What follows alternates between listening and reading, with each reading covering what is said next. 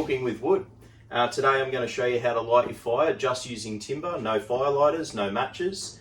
Ignition will be just a flint and steel, so you can do this out in the bush, camping, at home, anywhere. It's quite fine.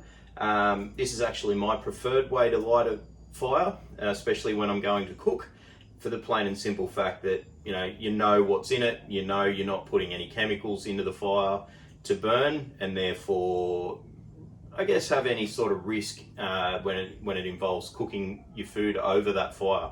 So flint and steel, quite a simple little setup, just a two-part with a string in between. This particular one came with an emergency whistle as well, so really good just to have in your camping kit as a spare tool, as an ignition source, and lights a fire really well. First thing I'm going to give you a tip on when you're using a flint and steel. A lot of people like to use the steel bar and actually flick it towards the fire as though you're flicking the sparks. First thing to note is you want to hold that still and pull the flint away from the fire. This will avoid you actually flicking and hitting your tinder and moving the tinder away as you're trying to get it to ignite. Rather, you'll be holding that nice and firm and still and then pulling the steel away instead. Much better way to ignite the fire, and it'll work a lot better for you. So without further ado, now I'll show you how to make your own tinder. So tucked away in here behind the Ozpig, I've got my splitting block here ready to go, a nice sharp axe, and basically to make our tinder, what I use in my Ozpig all the time, for cooking especially, is ironbark timber. Plenty of it around, and I just grab a piece of the bark off the timber, and this makes absolutely brilliant tinder. So we just break a small piece off, get a nice sharp axe. A lot of people will use a tomahawk. I personally just use this particular axe because it's nice and small, lightweight, but you can still give it a good swing when you need to when you're out in the bush. So basically we're just going to grab it and just strip away from the sides like so, and we just keep working at that very carefully. Don't want to cut ourselves with the axe, but this stringy stuff is exactly what's going to become our tinder in order to light the fire. You can strip it from the back as well. You'll see it comes away quite easily on the back without too much pressure. Once you get rid of the bigger chunky bits, you'll see that it quite quickly starts to make up those nice fine pieces, almost dust-like, that we're after in order to get this fire going. So that'll make it nice and easy to light. So as you can see, they're building up quite a nice little pile of it there. We just tear it all up, tear the bigger bits up too, and then we have quite a reasonable little pile already there of tinder. So we'll just do a little bit more.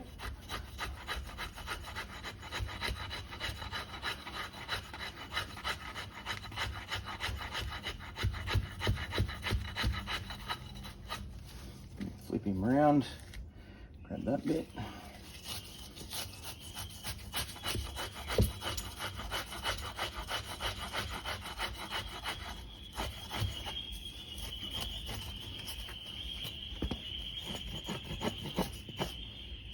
All right, get that out of the way.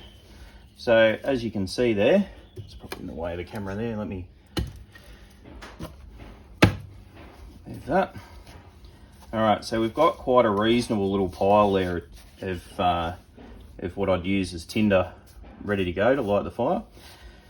Now, because this is so open and airy, light and fluffy, the problem you're going to find, if you were to just try and start throwing flint sparks at that, a lot of the sparks will actually fall right through it down to the bottom. So my solution to that is grab the piece that you've just used in order to strip that bark. We just place it on top.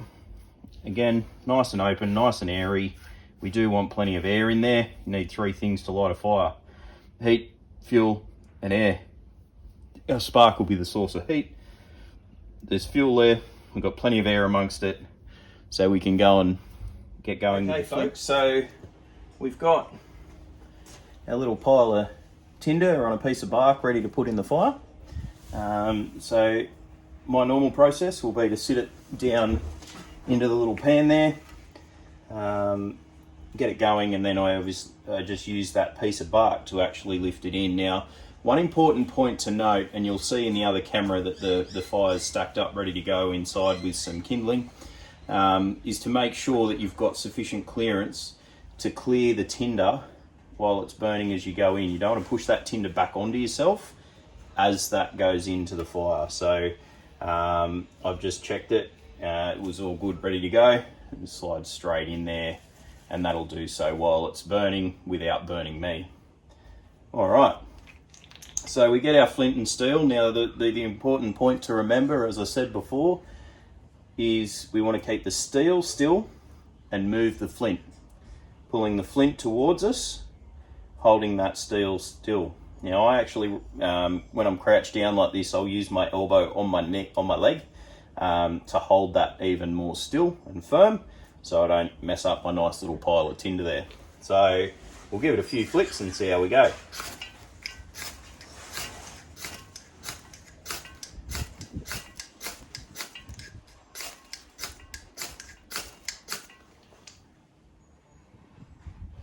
Almost.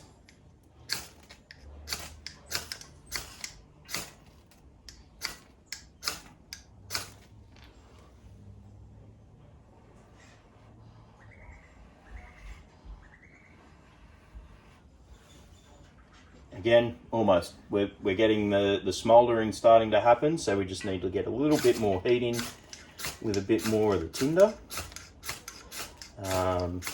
Being flung off that steel. Don't know if you can see that in the camera, but we're starting to get plenty of smoke coming out of that tinder now.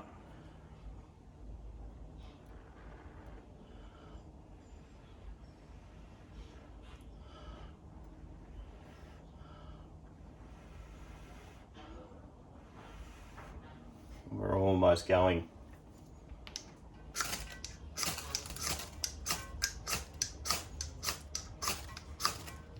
Here it is. So just let that get going a bit.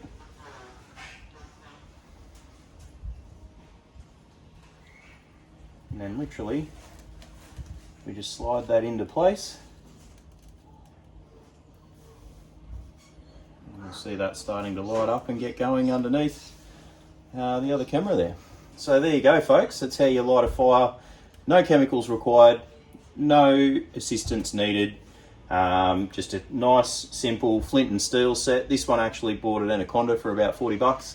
So there's plenty of retailers out there that sell similar devices. I personally like this one because the flint is quite thick, and it'll last me for quite a while. So really good little trick, and enjoy your cooking.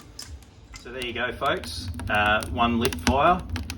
Again, no chemicals in the assistance of lighting the fire, simply just a flint, steel. We made our own tinder, threw in some kindling, and it is now roaring and ready to go, so that I can throw the Ozpig smoker on top there and start cooking some beef shorties for this afternoon.